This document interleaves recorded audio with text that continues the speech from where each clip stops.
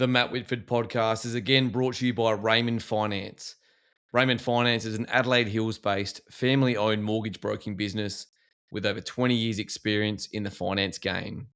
It's not just home loans that Raymond Finance specialise in, but also construction, first home buyers, and upgrade to refinances. Check them out on Instagram at Raymond Finance or visit them at www.raymondfinance.com.au. Alternatively, pick up the phone and give Troy and the team a call on 0409 673 989.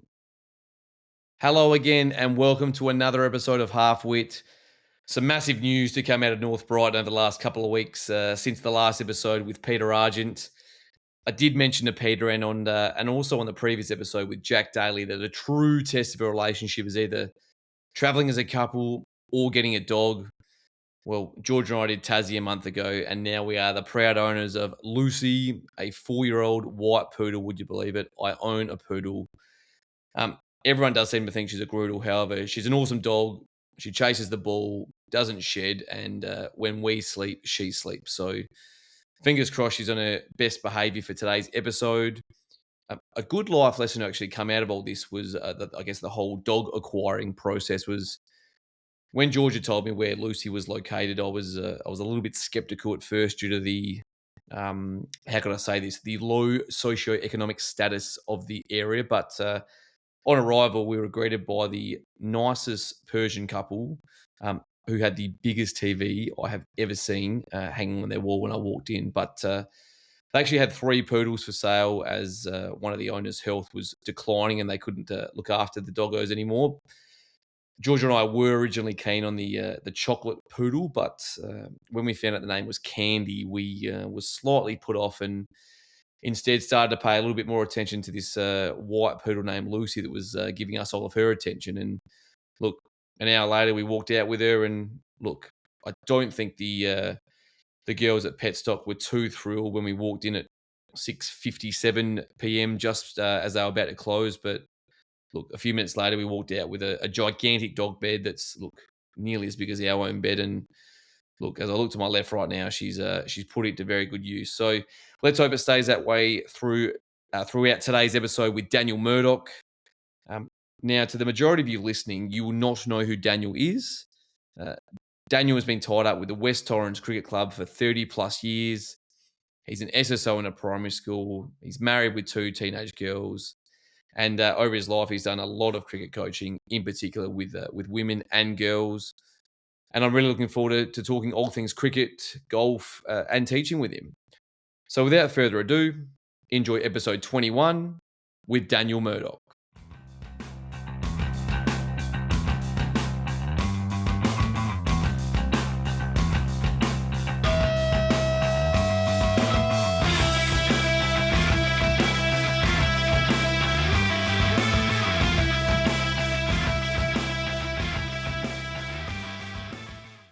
Daniel Froggy Murdoch, welcome to Half Whit. Oh, thanks, Matt. Now, Daniel, I've got to start by asking why Froggy? Why Froggy? Well, it's a little bit of a story. When I was playing cricket at West Torrens, I was about 14 years old. Mad Norwood supporter, so went to all of their. All right, we're gonna stop this podcast. I'm a North Adelaide supporter, so I can't be chatting with a Norwood supporter. But no, I'll give you a chance. Yep, no, Mad Norwood supporter. So mad that I used to go to all their trainings. I would be there until it was dark. They'd turn off the lights. Couldn't find my mum. All that sort of stuff. So when I was really young, Mad Norwood supporter. So the boys knew that when I was at cricket, and I grew up in a single household. So, yep. They didn't know who my dad was because he wasn't out at cricket. And then there was a player called Roger Murdoch who used to play for Norwood, number 32, and his nickname was Froggy. And so when I came out to play in under 14s, they said, "Oh, your nickname's Froggy now," and took it on from there. And then I had to tell them he's not actually my dad, and it's stuck pretty much ever since through my whole life. Wherever I go, my in-laws actually don't call me Daniel; they actually call me Froggy, which is quite funny as well. And you're an SSO at a primary school. Are you referred to as Mr. Murdoch, Froggy, Daniel? No, Mr. Froggy. That's most probably the only place that I'm called Daniel. I tried to, once I got into working out of school, I thought I've got to be a little bit more professional, and they call me Daniel. But I've got a couple of kids and teachers who know me by Froggy, and they every now and again go, "Hey Froggy, can you come and do this?" And well, it's in. I'll probably flick between Daniel and Froggy, but one of our mutual acquaintances, Troy Raymond, and you coached his daughter, which we'll talk about later in the podcast. Yep. He got me in touch with you, and I actually said to him the other week, Daniel's come around the following weekend. He goes, "Who's Daniel?" And I'm like, "Daniel Murdoch." He's like, "Oh, Froggy." So I think it's a good thing, and I spoke about it in a previous episode, that I feel like you need a nickname sometimes just to fit in, and there's a lot of Daniels out there. Yeah. So look, it's pretty timely as well, this episode too, Froggy, because the T20 World Cup's going on in India, and look, it's fair to say we'll probably talk a little bit of cricket. So it's also the first episode I've recorded with the guard dog, Lucy, keeping watch. And very good guard dog that is too. Yep, she's sound asleep, and so she should be. She's had 2 walks, so let's hope she stays there and does not bark. But Daniel, just to start with, mate, I always like to ask this question at the beginning of each episode. Just tell me about your childhood. Yep. So grew up with my mum Dale, my sister Rebecca. Grew up in the western suburbs of Adelaide, Crowder Park. Went to primary school at Netley, which no longer exists. It's no longer. It's now a housing estate. Then went to Plimpton High, which once again is, I think that became William Light there for a bit. William Light. Now it's the International. Yeah, School. Plimpton International. Yeah. I did my first ever relief teaching day at William Light. Oh, really? In 2011, when I reckon it was the attendance, there was no one going there. Yep. But sort of everyone sort of left after I left. Yep. You didn't want to follow it. They didn't want to follow my footsteps, so they got rid of the school. Yep. Changed names. So went through that. And then I did go on to uni for a little bit, but that was only a short stay doing teaching. So how many years at uni then? Well, in total I did about 3.5 years, but I did 2 yees, and then I deferred for a few years and got to actually go overseas and play some cricket, which was outstanding. But I also ruptured my Achilles tendon while I was mucking around playing netball. Mixed netball? Mixed netball. Mate, Froggy, you find me someone who has not had an injury, even a serious injury, playing mixed netball. You are guaranteed to get hurt. Yeah, well, my sister will love this story, and hopefully you don't mind it. Hopefully she does listen as well. Yeah, well, I'll make sure she listens to this because I'll throw her under the bus. Playing netball, took off to run. A lot of the indoor netball facilities where indoor cricket was. So heard this big pop in the back of my calf, and I'm like, oh no, someone's hit me with a cricket ball. Realised there was no actual indoor cricket there. Then turned around to see if someone kicked me. No one kicked me. Laying on the ground. Oh no, can't get up. Get carried off, and my sister comes over to me and she's like, "Oh, you're soft. Like, just because you think you're getting beaten, you want to take the easy road." And I'm like, "No, I think I've ruptured, like torn my Achilles. I can't move my foot." She's like, "You're soft." So instead of going to the hospital, I went, "Nah, I'll tough this out." Slept on it that night, and then in a lot of pain, went to my physio, who was my cricket coach, and he looked at me and gone, "You're crazy, man. Get to the hospital. You need that operated on." So there's one for my sister. She'll love that story. It's whenever, and we see a lot of snapped Achilles. I know in the NBA a couple of years ago, Jason Tatum and Tyrese Halliburton did theirs in big games, but Anthony Rocca once did it in a game, and I remember it snapped, and he turned around and he basically screamed out like he thought someone had kicked the back of his. I think that's, you talk about ACLs. I think ACLs and snapped Achilles are probably the 2 worst. Yeah, I hadn't really heard too many injury snapped Achilles when I'd done it, and quite painful. In a cast when they did it for me. There was no moon boots. It was a cast after the operation, in a cast for 6 weeks with your foot pointing, and then after 6 weeks they cut it out. cut it off and put another cast and push your foot as far. Yep.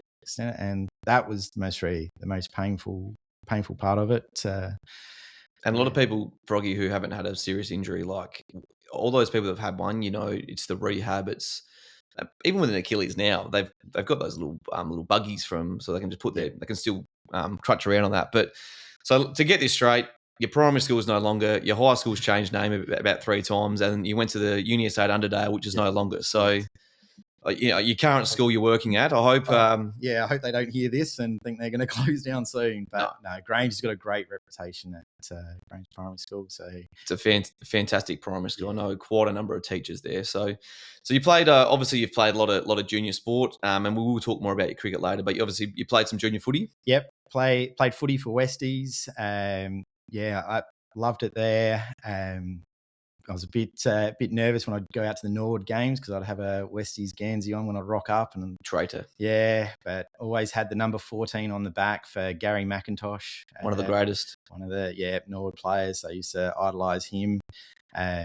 Loved footy, but most probably when it got a bit tougher, I would rather be an outside player. And pretty much under 15s was where it was. I can remember playing a game at high school when I was a youngster, getting a few touches early on, thinking I'm pretty good, until one of the year 12s came and grabbed me and shoved my head in the dirt and told me don't go near it again.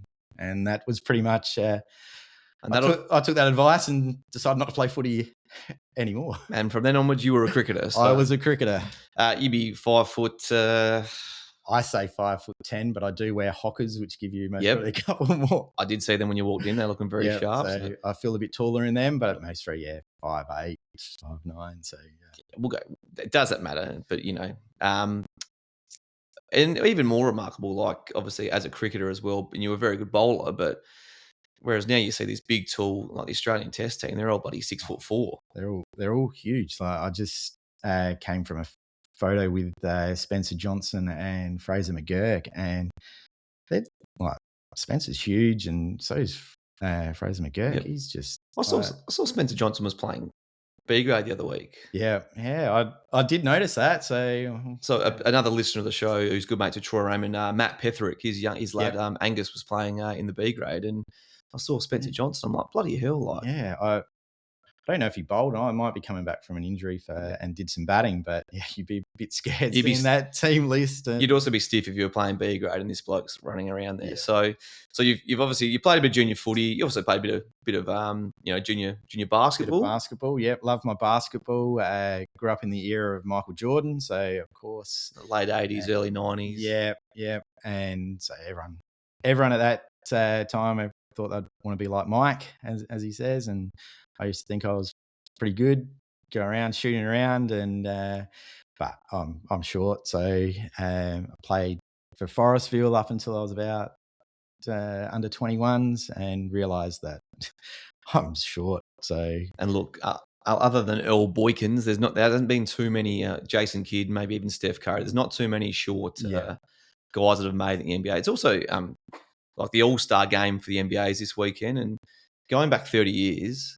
They all actually played hard, whereas it'll be very interesting to see what this week's, because the last few years it's just they all go out there and they just shoot offense, no defense, but 180 to 170. Yeah. So I'm hoping this week's All-Star game that's actually taken a bit more competitively. Yeah. But in regards to cricket, you've sort of gone, I'm going to be a cricketer now, and I guess from what we've spoken about, Froggy, like you weren't necessarily the best junior in your team. And I'm really worried about this generation because a lot of them feel like, I'm not as good as that person, but they might have had a growth spurt 3 years earlier. But is it fair to say that moving up the junior ranks, like you were never the best, but you worked your ass off? Yep, pretty much. I was always, as everyone does think, they're one of the best players, but I knew I wasn't the best player, and I had to work damn hard at it. I can remember I playing for West Torrens when I was a junior.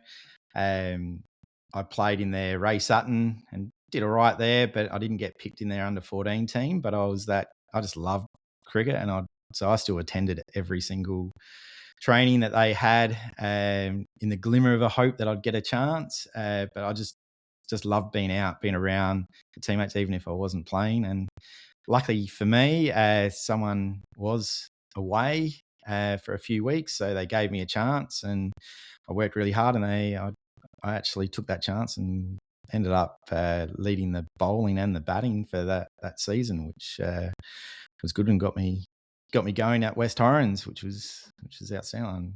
And you could have easily just not rocked up, and I worry these days, and if there's any kids out there listening, like if you don't make a team, if you don't get picked, don't just give up and throw it in. And that probably moved on, like a similar story with you in the under-17s. Yeah, in the under-17s, I actually got picked in, and they played the Shell Shield, it was called back in the day, which is a little carnival, which happened over Christmas time. I got picked as a 14-year-old in that, so I was pretty proud. First game we go to play, they've picked the 12, and I was named in the 12, and I remember rocking up with my mum with my Grey Nichols bag over the shoulder, walked up to the captain and that, I'm pretty stoked to be there. And he's come over, and he's no one else around. He goes, at that stage, I hadn't had my nickname given to me yet. And he goes, Daniel, just want to let you know that you're 12th man. And I've quickly dropped my bag. I was that excited. I ran back to my mum and just saying, I'm part of this team. I'm 12th man. So excited. Wanted to be the best I could. So again, I'm running out drinks to them, showing how great it was to be part of the team. And lucky for me, I got told later, Daniel Lynch told me that this kid was just so annoying that they better give him a game. And again, I just wanted to show that I could play. And I ended up in the next game they picked me. I took a 5 for Michelle. So I was pretty proud of that. And not only that, I followed up in that game, scoring 60 odd not out to win the game. So I was pretty proud of that. And the very next game is when my nickname got given to me as Froggy, which has stuck. And and saying that with the Froggy one, my first A grade game, I was actually listed as F Murdoch because our captain and coach at that time, James Pike, didn't actually know my first name, so which is quite funny. Unbelievable. F Murdoch. Yes. James Pike, is it physio? Physio. Yeah, brother of Don Pike, I reckon. So, James. And again, which is a funny story as well, playing my first game with him, I let him know that, oh, by the way, James, I've got a poster of you up in my room because I'm a mad Nord supporter, and he was a Nord legend as well, I thought. So yeah, he played a bit of state cricket, and I was pretty proud to be part of his team. So you've moved through the ranks, Froggy, obviously playing some A-grade cricket for West Torrens. We were just chatting before, a good mate of mine from high school, Michael Humphreys. Yeah. You played a bit of cricket with him. Yeah. We won't tell the story you told me off air, but you played, a number of games to West Torrens and for a good 10, 15-year period. Yeah. So I played a decent amount of A-grade cricket, played decent amount of B-grade cricket, came through all the different grades. Now a life member at West Torrens. Got to play against great players with and against. Such as?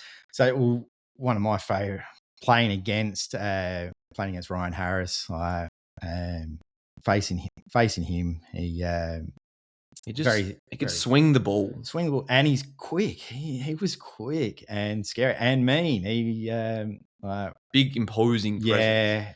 Currently the coach of South Australia. Yep, great player. And one of the times when I played against him, and this is one of my memories. Of course, he most probably wouldn't remember a great cricketer like myself, but him coming in to bat against him, I always had this tendency to, no matter what I did, is just smile after I've done something. And I can remember coming in to bat against him, first ball, he's bowled at me, and I reckon I just played a front foot defence, and I smiled like, thank God I've got past my first ball. And he just turned at me and went, exploded, like, oh, that's it, Froggy, I've had it with you. I'm like, oh, what have I done? And he's gone, all right. He's moved third slip out to leg gully and back pad comes in, and I'm like, uh-oh. You're just getting ready for some chin music. Yeah, and then he goes, I'm coming around the wicket, and I'm like, oh my God, I'm gonna die here. He is going to kill me. And the next ball comes in, bounces me, and I've snicked it. Of course. But it's gone straight where third slip was. Where he's just been moved. Just from where he's moved it, down to the boundary for 4. But my only reaction is to turn and smile, and he's just blown his top at me again. And that was a moment that I remember. I ended up going on and making 40 odd that day, and he didn't get me out. So I was really happy with myself. So a moment I remember, he most probably wouldn't remember it, but just being able to play against greats like that, getting to play against Darren Lehman. I can remember him coming back playing. I reckon he played for Australia the day before or something. Flies back, plays for Northern Districts. And fielding out on the boundary, like he would hit it and know exactly what fielder he's hitting it to. I was young at that stage when I was playing against him. He'd hit it to me. I was pretty quick over the field, so he was only taking a 1 to me. But on the other side was an older guy, and he's hitting it to him, taking 2. So they would change us in the field. Again, he'd pick where to hit it and realise they've changed the field. Bang! All right, I'll start hitting it to that player. He was. And for those of you that didn't get to watch Darren Lehman bat, I'm not comparing him to Travis Head, but they were two cricketers that fitness wasn't there. They weren't the fittest blokes, but they were both left-handers, but they were just incredible batters, incredible hand-eye coordination, and a lot smarter than you would think. Yeah, he was, just, I know I was playing again. It was just so great being on the same field as him, and perfect to compare him to Travis Head. Darren Lehman could just hit it anywhere. So it was great getting to play against the likes of those sort of guys. And I was also lucky to have some really good players in my team, just getting to play alongside of them, and makes you grow a bit taller, and being able to say you got to play with guys like, when I first started, it was like playing with Tim Nielsen, who ended up being an Australian coach and everything like that. And his son, obviously, Harry, still wicket keeping. At West. When Alex Carey is also up to play for Australia. And then guys like Mark Harrity, big left arm fast bowler. Mark Harrity. He's he's a great bloke. I'd class him as a good friend now. Very scary playing against, and very scary playing with him. He's given me a spray or two playing with him. I did drop a catch off him one day, and he definitely let me know about it. But one of the nicest blokes off the field. But it's quite funny watching his temper when he's playing. That white line fever. He has got some, very good white line fever. Had a great goatee, good facial hair as well, and. Because that was that early to mid 90s for South Australia. When back then it was South Australians played for South Australia. I know when Buff came across from Victoria, that was you didn't really do that. But another name we spoke about earlier, Brad Young, great spinner. And I remember he was playing a game at the SCG once, and they didn't have ropes. So you watch all their listeners now. They bring the ropes in and the sponsors triangles, but. He was fielding a ball, ran down to, and he slid into the fence. I don't think I don't know if he got caught in the ground. I think he got caught in the fence. Yep. Either his knee got caught in the ground, he tumbled, or he slid into the fence. And I reckon he did his knee. And it was one of his first games for Australia, I reckon. So, but he could have been anything. Yeah. So. And I, again, being one of the younger ones and always say yes to whatever the captain would say to me, I fielded in bat pad a lot of the time. And being under the lid, it's scary being there, but when you have the likes of a Brad Young bowling, we also had Matthew Minigal, who was around the state level as well. You'd field under the lid to those guys, and you felt safe because you knew where they were going to bowl it, and it was a great experience. You got some good catches in there as well, but just being alongside them and being a great cricketer and being able to say you play alongside of these guys who have played at a high level makes you feel proud. But also being able to just chatting like with Youngie. I see him every now and again, still at West Torrens, giving back coaching. You can just walk up to him and chat about life, and also ask, can you just help me with my coaching? I need some help with this. I've got this spin bowler. Well, some advice you'd give, so you can hand it on to. And we're just chatting before as well. Pringa Park Primary is just down the road. Yeah. But I remember I went to high school with Bryce Gibbs, and we played in the premiership at school together. And still see Bryce around the place. Always say good day. Always up for a chat. And they're good people deep down. So I just want to, when you were playing for West Torrens, played a lot of A grade, B grade. Any big achievements or anything that sort of comes to mind that when you think back to your cricketing career? Yep. Well, personally, making my first ever 100, that was great. But one of my highlights, which it's a highlight, but it's also a bit of a downside. Got to play on Adelaide Oval, and as a kid, well, the dream of a cricketer is to play at Adelaide Oval, the best oval in the world. Yeah, get your name up on that scoreboard, and so we actually got to play a grand final, a one-day grand final. So it's the first time ever I'd got to play on there. We went out it was my turn to go out to bat. We just lost a wicket. Walked out to bat, and I'm looking around how great of a situation this is. I was down the non-strikers end, got to run a few runs. Then it was my turn to face, and as you do, you're nervous and that, but knew what I had to do, get in line, make sure you turn over the strike, had all these plans down. Comes in, bang, hit on my inner thigh guard. Like, oh yeah, that's right. It's a bit high. Next thing I look at the umpire, the finger has gone up. So I get to face one ball on Adelaide Oval. So it was a golden duck? Golden duck, walked off. Yeah, that's great. Really disappointed. After the game, I get shown a photo which my mum had taken, which actually has my name up on the scoreboard. She must have taken it just at the right stage when they hadn't taken the other player's name, their score off. So it actually has Murdoch 25.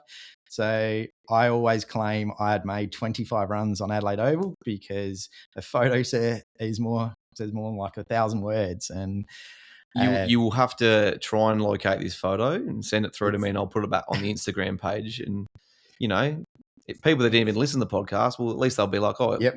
He scored 25. Yep. Claim to fame, 25 on Adelaide Oval, even though it's a golden duck. So, but you played a fair bit of A-grade cricket, Froggy, and took a fair few 5-wicket hauls and made some runs. Big hitter as well. Oh, if you needed to be, I'd give it a crack. Going in my first A-grade 100, Matthew Minigal used to be a teammate, and he swapped to Woodville, so one of our rival clubs. He came on to bowl. I used to like having a go at the spinners, and he bowled him in my slot for one of my overs, and I hit him for 3 sixes and a 4 in one over to really get my score going. That's again another great thing that I never forget, and I always brag about that little thing as you do. So that was a great experience. And talking about taking 5-wicket hauls, again, first time getting a bowl in A-grade cricket, I reckon I would have been 17. Got the ball and finally get a bowl, and I ended up getting out a test batsman. He was a Sri Lankan international, came over and played, Hathara Singer.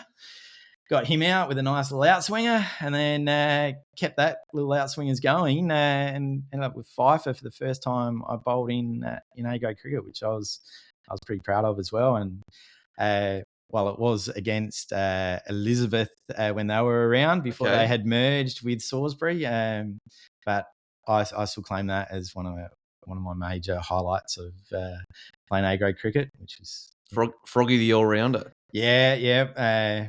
Didn't bowl as much as I always thought I should have, but in saying that, every person thinks they should bat it in the top 4 and open the bowling, but it is what it is. Yeah, the captain chooses when they want you to bowl and when you don't, and you just work hard and try and take the opportunities when you get them. Hey, if I play cricket again, I'm very happy batting 11 and not bowling. You didn't mention before, but you did play some cricket with Dizzy Gillespie, and I actually listened to his podcast. And for our listeners out there, I do give you permission to not listen to Half Whit and go listen to this one. But he was on the Howie Games with Mark Howard, and it's he's got a fantastic story about his career and how he went from D grade, C grade, B grade, A grade, and his time playing for Australia, the sickening collision with Steve Waugh, but also that his last ever Test match, he scored 201 not out, but he knew before that match it was going to be probably his last game ever. Yeah, and you find someone that scored 201, a double century, let alone in their last ever match of cricket. Yeah, exactly. I reckon he keeps telling Mark Waugh about that story. He does, as well, because Junior never got that. I just want to. My last episode was with Peter Argent, who we spoke about earlier, and a famous sporting photographer and journalist. And he went overseas, Froggy, and played some cricket while he was young. You did the same thing? Yeah. I was fortunate enough to actually get contracted to go over and play over in a place called Bridgenorth, which is sort of in between the border of Wales and Birmingham. Okay. So it's about I think it was about a 3-hour drive from London. Are we talking sort of up towards sort of Cardiff way or Midlands? Yeah, Midlands. Yep. So got to go over there. I reckon I would have been roughly 20-ish. Never been on a plane or anything like that. So it was my first adventure overseas. I got told by their president that he'll pick me up at the airport. He said, I'll wear a soccer top. You'll find me. I'm like, okay, no worries. Can't be that hard. Yeah, get off the airplane and it's just people everywhere. I assumed there was this bloke wearing a soccer Guernsey and he was sort of waving at me. So I thought that must have been my ticket there. But yeah, rocking up, getting to play over there. Fantastic experience. Different cricket. You played 1-day cricket, but it had, for Australian term, they had 2-day rules. They had winning draws, losing draws. You win outright. It was different, but it was so fantastic. Their ovals, picturesque, great experience. I'd recommend it to any youngster if they get a chance to go over and play. Yep. Do it. It's great fun. They treat you really well. So you hear that a lot about. Cricket's probably the best sport for. I've got a mate who's playing out at Greenock. He's from England. He's come over for our summer and he'll go back there for their summer. But it's probably the one sport that does give you the chance to travel, but also play sport at a pretty high level. Obviously, you can't really do that playing footy. I think baseball to an extent you can, but I think it's a lot more easier with cricket, and because of the seasons, because you'd go over there for their summer, then come back here. Yeah, so I was lucky enough. I would go there for pretty much 6 months, get on a plane, go over there, play cricket for 6 months, get back here, play cricket for 6 months, then go back over there, play 6 months. So it was good going back and forth, being able to do that. So I did that for a few years. Was it similar to grade cricket here? Were you playing against any sort of notable cricketers? Yeah, you get to play against some. You didn't get to play against as many like county players as I thought you most probably would. But I did get to play against Jimmy Adams, which was the West Indian. Yes, yeah, Jimmy Adams, most famous for being Glenn McGrath's hat-trick ball, I reckon. Yes, he was. Yeah, and I reckon might have been either his 300th or caught it bat pad. Yeah, Justin Langer. So getting to play against him was great. Great experience. You can tell the great players how much more time they have, and so getting to watch like Jimmy Adams, it wasn't when he was quite at his prime, but he was. He used to wear the helmet as well that didn't have the grill. Yep. The Matthew Elliott as well. Yeah, just for me, if I'm wearing a helmet, I'm like, I need I'm maximum protection. Yep. Protect the big snoz. Yeah, I was lucky enough. Wasim Akram was over at that time, and he was Wasim Akram, the Pakistani. Yeah, we were supposed to play against him, but the word on the street was he actually bowled a bounce to someone else who might have had the Jimmy Adams helmet on and broke his jaw like the week before. So he chose not to play that level of cricket. So I count myself lucky with that one. You dodged one there, Froggy. Cricket, when you even think of it before helmets, but, I've watched footage of Ricky Ponting batting without a helmet. And like you think about, I know Bradman was a long time ago, but body line, no helmets. Yeah. Like, I'd be crapping myself. And, even now when they take it off for the spinners, how easy can you just top edge one into your schnoz? I reckon I was at that era where we were changing from just wearing your caps to helmets. I grew up, I was only allowed to play cricket if I wore a full helmet. when I was young, had an accident and lost my front teeth, and my mum was very much, if you're going to play, you have to wear a helmet. But I can remember guys playing cricket wearing caps and all that. A funny story, when we were batting once, I think this might have been B grade cricket, playing with Scott Jones. He wore a cap. He got bowled a bouncer, tried to play a pull shot. Unbeknown to me, I actually thought he edged it. It sounded quite woody. I've taken off. I'm like, come on, mate, you have to run. Like, there's 2 in this. Run hard, run hard. He's ran. We only ended up getting 1. And I've come to him, mate, you've got to push hard. He goes, Froggy, that has clocked me in the head. I'm like, really? And he's like, yeah, it's clocked me in the head. Like, I've got a lump up here, mate. So, oh, well, you still should push for 2. It'll probably get to a stage where they always have to wear helmets. Yeah, and obviously even for the keepers too. Like when Alex Carey's up to the stumps, that's incredible. So, your cricket career, you sort of retired, what are we talking, 30-ish? Or? Yeah, roughly 30. I started my own tiling business. Body got pretty sore. So that took over, and also my love of golf. Good.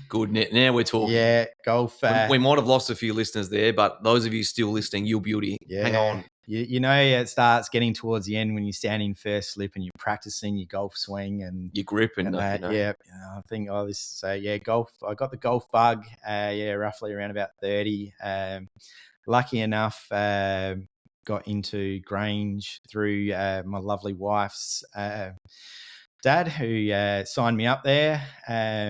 So very lucky to get in there, and that grew my love for golf. I heard you're a bit of a golfer yourself. Yeah, I try. A lot of those that know me they just be like, oh, bloody hell, Widow on Instagram again, another round of golf. But, being a school teacher, we've got to fill in these. You got to fill in all those holidays. All those holidays, yeah. Very lucky that my wife's very, very supportive. I did sell it as well. I used to play cricket Saturdays, Sundays. Golf only goes for like 6 odd hours. I've been trying to tell Georgia it's only 4, but including travel time and a refreshment afterwards. You've got to say 6 odd hours because the 19th does take up a bit of time. But you've obviously got a very supportive wife, and your 2 daughters are both teenage girls now. Yeah, both teenage girls. I better mention them, Cadence and Amber. We're actually quite a strong hockey family. Nice. My wife still plays hockey, which we do banter a bit, but it's quite impressive as a 47-year-old playing in, what is she, Div 3? Yep. So that's pretty impressive. Now playing with our youngest daughter is trying to crack into the Div 3 team, which is good. That's down on the grass at Grange, is it? Or? Well, Grange is the hockey club, but they don't actually play on the grass. Yep. They still play on all the like Port Adelaide, AstroTurf and that. So it's a great game, and it's bloody hell, you've got to be fit and skillful. But you've also, another a great mate I went to uni with, and he played hockey, and my dad also used to play hockey as well, would you believe it? But he, just the courage that you have to play field hockey, sticks going left, right and centre. There's no helmets. Yep. The ball, I'll be worried about the ball coming at me, but the people running out, the 4 defenders running out for the short corner, that is just absolute mayhem. Yeah. I'm not a hockey player, but both my kids and my wife play, so I watch a lot of hockey. That ball moves so fast, and my eldest daughter is sometimes the first runner or the second runner coming out at that ball. And you'd have to be mad. Yeah, she plays Premier League now, and I'm like, you're crazy. What? And I don't know how they do it. At least with cricket, you've got all your pads on with the ball coming at you. You've got a box on, thigh guard, chest guard. You know where it's coming from, but with them, they're crazy. But yeah, hats off to them for doing that. Before we just move on to your coaching, Froggy, which I'm really looking forward to talking about, just talk us through the hole in one. Where was it? What hole? Talk me everything club, Hole in one at the Grange Golf Club. We're West, hole number 4. I think it's 185, 186 it was playing that day. Took my hybrid. Not a long hitter. Yep. Hit it beautifully. It's just sailed in the air. You could watch it. Landed on the green, but it was just down a little bit of a wet well, so you couldn't actually see it go in. But you knew it was good. I knew it was good. I knew it was on there. I was playing with my father-in-law and my brother-in-law. Both had hit the green. And you're like, I was walking towards the green going, I reckon I'm pretty close. And you could just see, there's 2 balls on there. Pretty sure mine's pretty close. I wonder if it's in. But my brother-in-law, DC, got to the green first, goes straight to the hole, grabs out, goes, hey, Froggy, you got a hole in one. I'm like, I didn't even get to take my ball out. Oh, he's taking your moment. But I don't. That's still a hole in one. I'd say incredible, unbelievable. So funny story is myself and my brother-in-law both had hole in ones, but my father-in-law hadn't. He'd been playing golf. He's now 80. I think he's just over 80. So every time we'd have a family meal, brother-in-law, have you got a hole in one? Yep. Have you got a hole in one? Yeah. Oh, Frank is his name. Have you got a hole in one? And he'd be like, no, I haven't. Sorry, you fella. But in saying that, he got his hole in one last year and sent photos to us. So now all 3 of us, we can't use that. He can join in the conversation. Yes, he's allowed to talk golf with us now.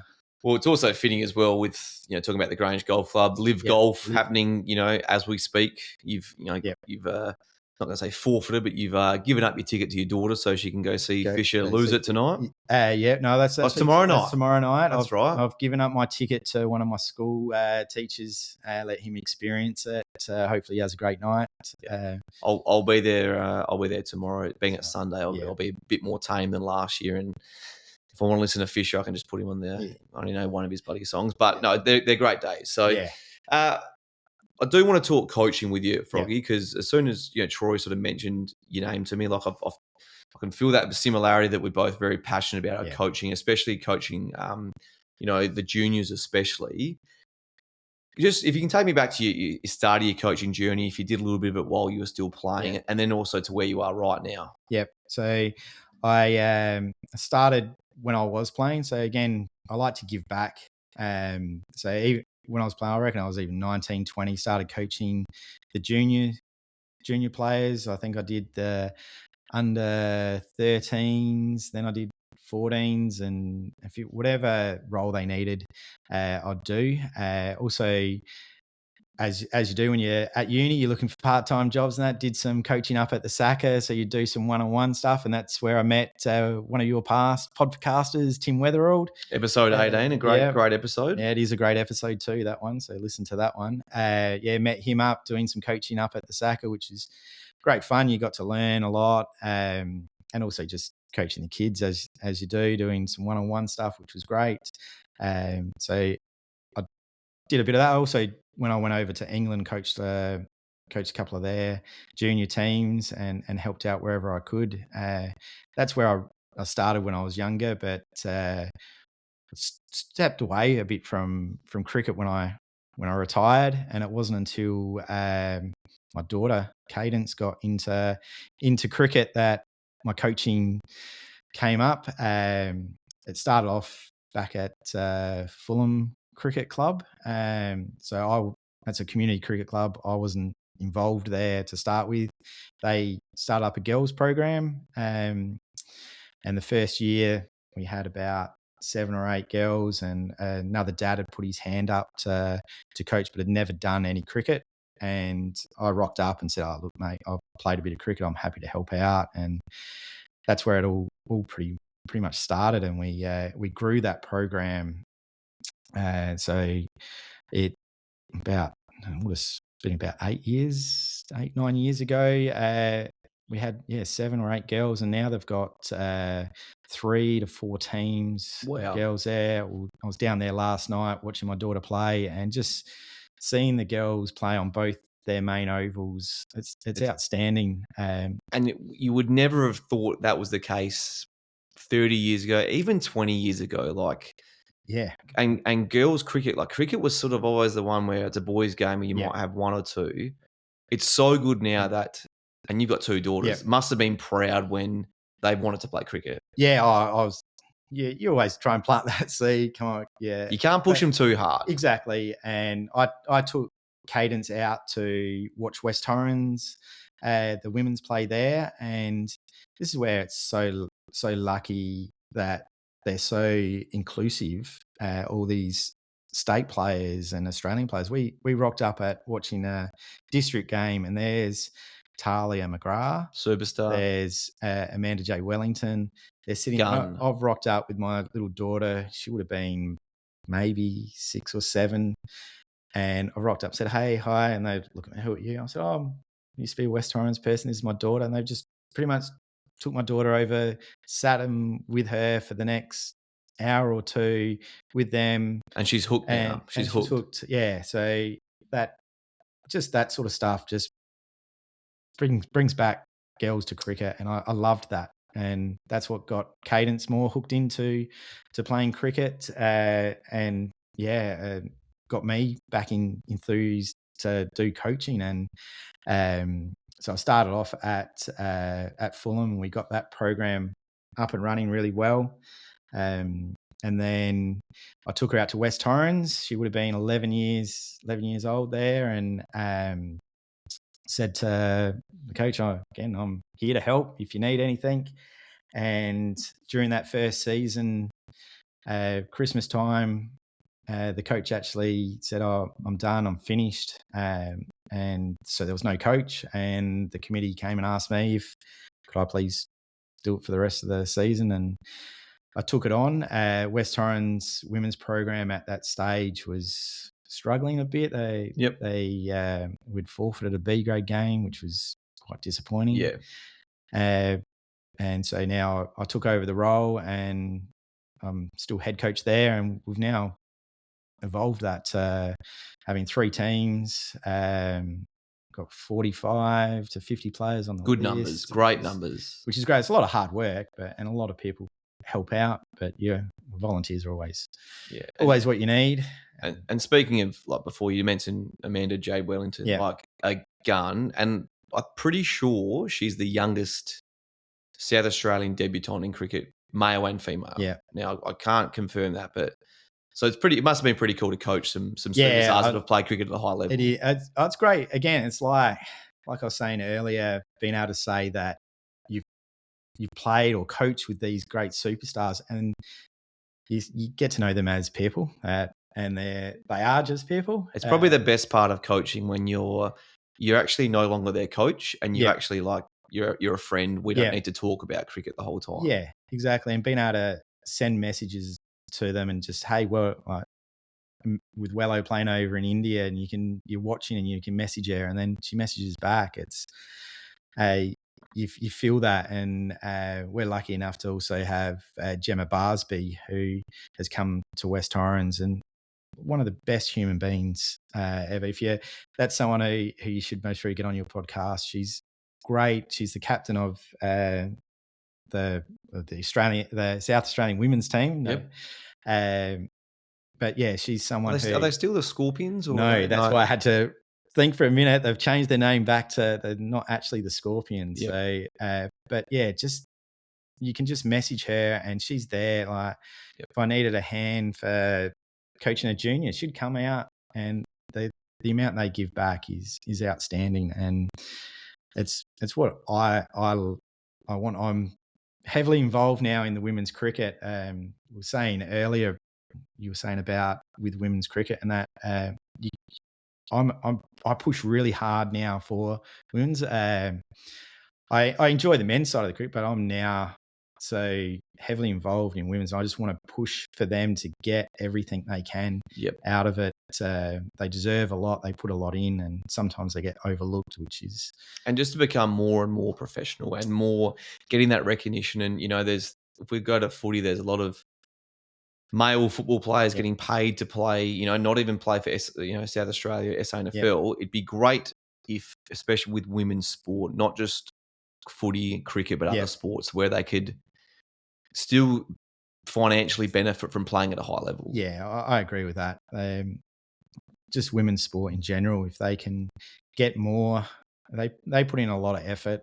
They have to work and play and practice. It's a lot. It'd be great if all athletes, if playing for their state, wouldn't have to have another job. Yeah, that would be great. And even the AFLW, I had Abby Ballard on episode 2, and I think Abby was telling me, that the base rate, what she was getting, she did still have to work, but it wasn't, didn't have to have necessarily a full-time job. But hopefully they get to a stage where if you're playing AFLW or if you're playing, cricket for South Australia, that's your job. That's your 70, 80, 100, who knows? And then your Charlie McGraths, and they can get your 200 or plus. And agree. We could talk coaching forever, but similar to myself, Froggy, you've done some work with Sapsaza cricket, and we've been to all those carnivals. I've done that before, and they're great weeks. Yeah. What we were talking about before, and this is probably the reason why we got in contact through Troy, is that when you were coaching the state girls under 12 team, and that must have just been incredible. Yeah. Well, again, I'll have to thank my wife for that. She, I always wanted to get into pathways coaching, try and see how far I could go with coaching. And then it came up, school sports. She said, why don't you put your name down for that? And it came up. It was only very last minute, and got the job, and we had to run trials and everything like that. So it was quite hard. Stressful. Yeah, quite stressful. It's hard telling kids that I don't like to use the word cut. But, hey, unfortunately, you haven't made it to the next trial. Yeah, exactly. But we picked this team. We went over to Ballarat, and this is one of the teams that they just bought into everything we were saying, what we wanted to do, how we wanted to be as a team. When I'm coaching, I like to put team first rather than individual.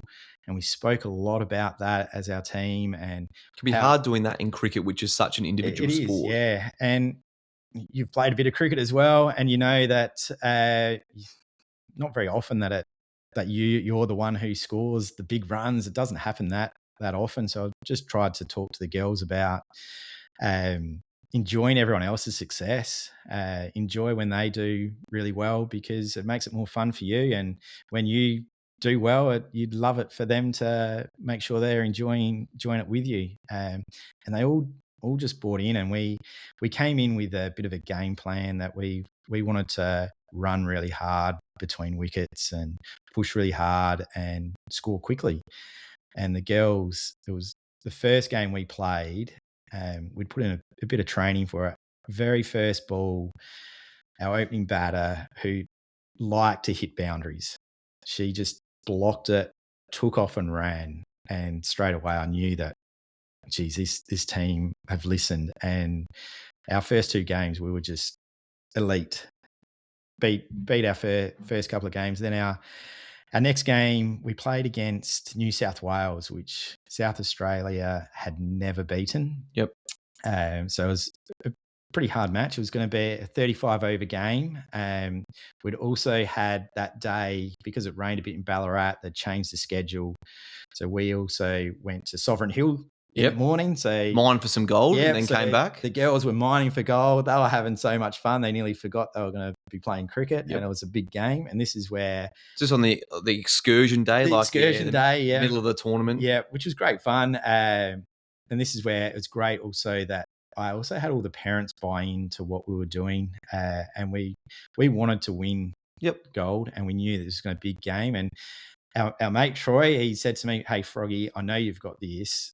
How would you like me to take all the gear? I'll go set up at the ground, so when you rock up, we're ready to go for warm-ups, and the girls will be right to go." So bang, he had done that for me, which was one less thing you've got to do. Yeah, and we rock up where we bowl. Yeah, we bowled first. They made 177, which is a decent total. Yep. And about 5 and over. Yeah, New South Wales are pretty good. And so we came into the change rooms. We're like, we've done well, we've contained them, but we're not chasing. We want to forget what they're chasing. That's not part of our game plan. And our game plan was to score around about 200 runs. So I said, we're going to score 200. Don't worry about 177. That's not the way we play. We want to play aggressive. We're going to score more. So don't even stress about 177. And we got off to a outstanding start, which was great. We're going about 10 and over for 10 overs. So good.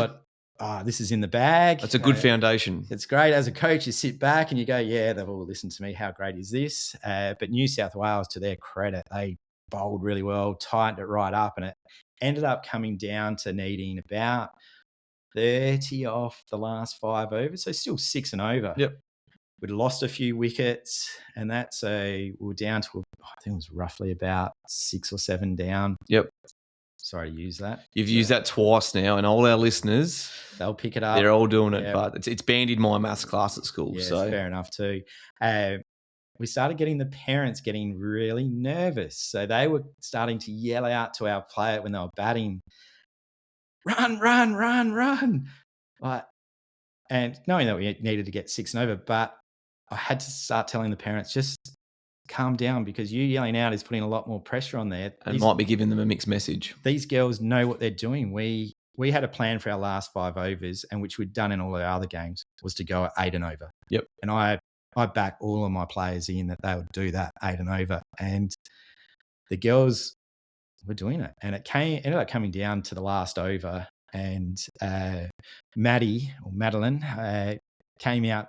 She had to go out to bat, and we needed 4. I think it was 4 off the last over. She was a bit more of a hockey player, but an outstanding runner, and she took on exactly what I said. And first ball got hit, and she just ran. She's, yes, run.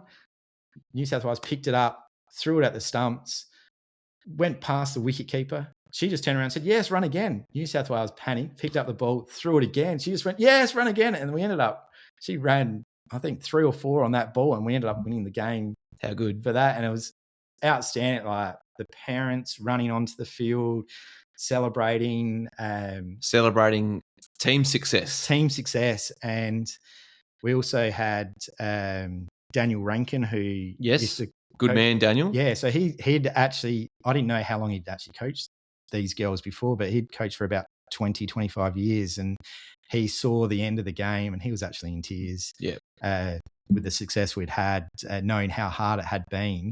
But yeah, so all the parents, everyone, we were pumped. Like beating New South Wales, outstanding achievement. So one of the dads comes running up to me. He goes, Froggy, I'm shouting, everyone's tea. We're going out for tea.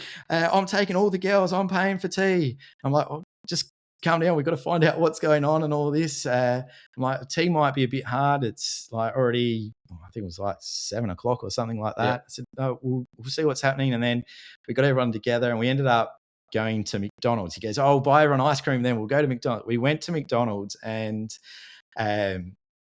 like everyone's just so pumped. Everyone's high-fiving. We've taken over McDonald's pretty much, and we're cheering, and we've got all our chants and all this. And at that stage, McDonald's was selling bucket hats. One of the parents went and bought 12 bucket, no, it must have been 13 because I got one as well. 13 bucket hats, which were light blue, so we could remember that we had beaten New South Wales. And we actually had a presentation where I presented each one with the baggy green, with a cap, and what they did in the game and how it meant so much to us. The bucket blue. And yeah, so it was an outstanding experience. That was like so pumped. And then to follow that on, we played Victoria the next day, and it came down to the wire again, like down to the last over. We this time had set a total. This time we had to bowl, and Sia was our last person to bowl, and she bowled outstanding to keep the runs down and win us the game. And we were like, we're unbelievable. We're so stoked. And that had actually sewn us up the gold medal, which was the first time we'd ever won the under-12s cricket. Outstanding experience. So Froggy Murdoch is a state under-12 girls cricket gold winning coach. So gold medal winning coach. There we go. Yeah, it was, what a year that was for me personally. Like all my underage stuff, I tend to just kept winning that year. We did a Sapsaza. Yep, won that. We have this ATCA representative team. We won that. It just felt no matter what happens. Well, we might get you over to India in a minute and just jump on board with the men's T20 team. So, but it's amazing how you get to a point in your career, Froggy, where it's not about you, it's about others. Yeah. And I reckon it's one of those things you look at AFL players or you look at cricketers, And even now, I've been coaching amateur football for 10 to 15 years. You can see the people that are in it for themselves, and you can see the people that would rather have 45 touches in the grand final, get the medal, but the team lose. And cricket, although it's individual, it has to be that team game. And if we could talk about this forever, but if we want to go back to, I guess, putting on your parent hat now, you've had some pretty amazing, I guess, experiences as a parent. Yeah, I've been lucky enough to also coach my daughters to playing. One little funny one, Amber, my youngest, she's not a cricketer. She did play one season for me, and pretty much that's what she said. Dad, I've played a season of cricket for you now. I don't have to do it again, but thanks. But yeah, so my oldest daughter, Cadence, like some of my proudest moments is watching my daughter play. One time I was actually umpiring at square leg, and she came on to bowl. First ball, clean bowled. I was like, oh, that's good. Next ball comes up, bang, clean bowls the next girl. I'm like, oh, she's on a hat trick. Me at square leg quickly got out my phone and messaged my wife, quick, Cadence is on a hat trick. Next ball, bang, bowled again. So 3, gets her hat trick, runs off, celebrates, yells out, that's something my dad's never done. And that gives it that one. I'm like, oh, yeah. How old is she at this time? This is in the under 15s. So she would have been 13 or 14. Nice of her to, in an incredible moment, for her think of you and just hang a little bit on you. So exactly. I'm like, that's a proud father moment. So I was pretty proud. Then go back to square leg. Next ball, bowled. So she's taken 4 wickets, all bowled in 4 balls. 5th ball comes up, bowled again. So she's taken 5 wickets, a triple hat trick. Do I dare ask what happened on the 6th ball? Well, we were playing at Fulham. All the old guys in the change room come out. They're all actually watching. Comes in, bowls. The girl swings at it, misses everything. Everyone appeals though. The umpire goes, no, not out. One of the guys yells, "Come on, umpire! Don't you know what's happened? 6 balls. You need 6 wickets. Play the game properly." And that, but yeah, so 5 in 5. It's incredible. Figures are 1 over, 1 made, and 5 for nothing. Yeah, that's something that probably, if she was to take that 6 wicket, it's probably something that has potentially never happened. Yeah, like if we're being honest here, like yes, there's been hat tricks in cricket. There's been double hat tricks, but I think there's only been maybe 2 or 3 5 wickets in 5 balls as well. So yeah, that's being proud and getting to watch her. Again, watching her as an 11-year-old bowl a last over for a B grade game. They needed, I think it was something like 6 to win off that last over. And as an 11-year-old, you'd think, why are you bowling? Why have they given the ball to you? And she just, she didn't know what was going on. She just bowled every ball pretty much perfectly. They couldn't hit her. And don't think, just do. It's like when you're in the tee at a golf, just on a golf tee, just stand up there. Don't think too much about it. Just play on instinct. Yeah. We're getting towards the end, Froggy, and I did say to you before we started, I go, oh, look, let's aim for 30 to 35 minutes. We've just hit an hour. So sorry, mate. Mate, don't be sorry. This is what happens with these things. And if you're still listening, I really hope you're enjoying this, because I know I am, because Froggy, I didn't, when you walked in the door today, I didn't know what you looked like. Yep. I don't think did we speak on the phone? It might have just been text. Yeah, I think it was just text. Sorry, mate. I need to get better with that. But I'm really enjoying this story, and I want to get across still having your coach's hat on, but also in a minute when you were a player. Just want to get your philosophy on coaching, and also some great advice you've been given. Yeah, well, pretty much with with my coaching, I just want the girls to love the game and to really, I try and be as inclusive as I can be. I want to help them be the best that they want to be. Like, not everyone wants to be a state cricketer. No, and I just want them to get as much enjoyment out of their cricket as possible. And I'm there to help them whenever they can. They just have to just ask. I'll give up my time. I'm more than happy to help someone. They just asking. But I just want people to love the game as much as I do, and to give back as much as possible. It's a great philosophy, because I know in the past I've cared about it so much, but you also need to understand that, yes, that person, they're just out here to have a run around, get out of the house. You don't know what they're going through at home and work, but make it safe, make it supportive, make it fun. Yeah. Your best advice you've been given. Best advice being given. I can't remember which one I actually sent to you. And to all our listeners, Daniel and I, we did communicate beforehand. I did give him a bit of a heads up. But gone a little bit blank at the moment, but or even like any advice you wish you were given when you were younger. I'm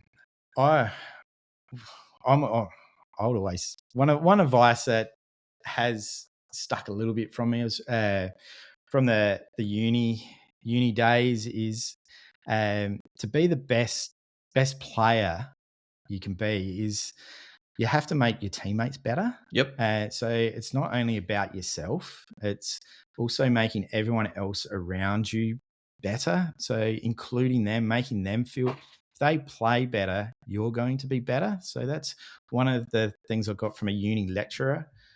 So during your 3 years at or when you were at Underdale, starting to become a teacher, which you could still go back and get that teaching degree. Yep. But I think that's what it's being selfless as well. Yeah. And actually knowing that, I love how you said before, celebrating other success. And that's when you know I've bought in. I'm a team player here. Yeah. And the other thing, is don't take things for granted. Like, time goes so fast. I look back again on my career and I wish I'd done certain things. And so, being a parent, listen to your parents when they say, like, do that little bit of extra. Because sometimes when you look back on it, you go, I wish someone had told me to go to the gym. Yeah, go to the gym. Get fitter. Yeah, get fitter. Don't eat that. Don't eat that chocolate bar that you need to, or go out for another run. Push that little bit harder. That's if you want to go to that next level. But just even friendships. Don't take anything for granted. Enjoy the moments. Like even now, I'm very nervous on here, but you've been great. Really enjoy this moment. So just don't take things for granted. Say yes to things. Get out of your box. Have a go. So you saying yes just then, that is exactly what it is. And you mentioned it earlier when you went out to those trainings and you weren't getting picked. Yep. Sometimes you just go, yes, I'll do that. Yes, I'll go to that training. Yes, I'll do this. And it's amazing what happens when you start doing those things that you didn't before. You get better. Yeah. Like, it's not luck. Yeah. The ball will, you might get that LBW decision like you did in your A grade debut that, that might have been given not out. Yeah. Then you might have actually made 25 in Adelaide Oval. Yeah. But just ask questions as well. Ask questions and don't be afraid of people who are your idols. They are human. They are people. Go up and say hello. They will. Majority of people will talk back to you, and just be open to things and give it a crack. Have a go. Be a sponge. And when I started the podcast, Froggy, one of my number one targets was, it still is, Alex Carey. It's going to be a lot harder now than it was, a year and a half ago when I came up with the podcast idea. But when he got told by GWS, you're not playing footy anymore, he came back and he just absorbed everything. And what you see with Alex Carey is what you get. He's a great human being, an incredible family. He has become as good as he has because he's just listened to everyone and he's asked. He's a left-handed wicketkeeper. Who should he ask? Adam Gilchrist. Yeah. He's a superstar, but I will try and get him. But at this stage, you are my most famous cricketing related guest. So Timmy Weatherall, he's in the football side of things. But Froggy, I've loved chatting with you today, mate. Lucy has been perfectly behaved. Very much so. I've looked over a few times. I'm just making sure she is breathing, and she is, but she's knackered. Yeah. You're an absolute ripper fella. Troy was spot on about you and how lucky all the kids are. and everyone that you've coached, I reckon, is bloody lucky. Best of luck. So what do you got coming up end of the month? More coaching? Yeah, next week we fly away for the under 15 schoolgirls cricket, going to Bunbury in Perth. What a spot.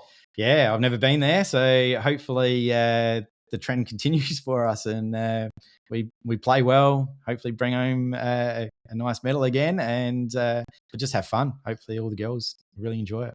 With you coaching, mate, all right, it's a very good chance you'll be bringing home some silverware. So for everyone that comes on the podcast, so I do give them a oversized bumper sticker. Lovely. There's the Matt Whitford podcast. And hopefully, mate, a lot of your mates, a lot of your contacts, and a lot of the people you coach have a listen to this because there's some incredible advice you've given. So Daniel or Froggy, thank you very much for being on Half Whit. No, I appreciate it. Thank you. Really enjoyed it.